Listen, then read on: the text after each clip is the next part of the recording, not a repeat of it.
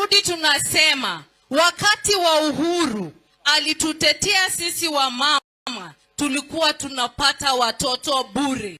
Sasa wametutolea hiyo, si ndio? Sasa si tunalipa.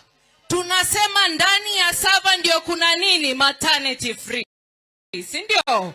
Kwa hivyo ninasema, hii serikali si ya watu wachache. Hii serikali sio ya shareholders.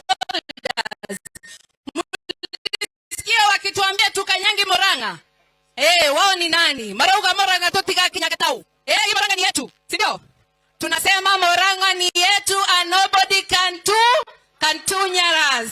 Na tunasema wapende wasipende, sisi ni wana Kenya na hakuna mahali hatuwezi kuenda. Watutishe wasitutishe, sisi ni wale hatutishagui. Tunaenda kwote. Hiyo mambo ya shareholders ya kampuni, tutahakikisha kampuni imefungwa na Republic of Kenya imesimama.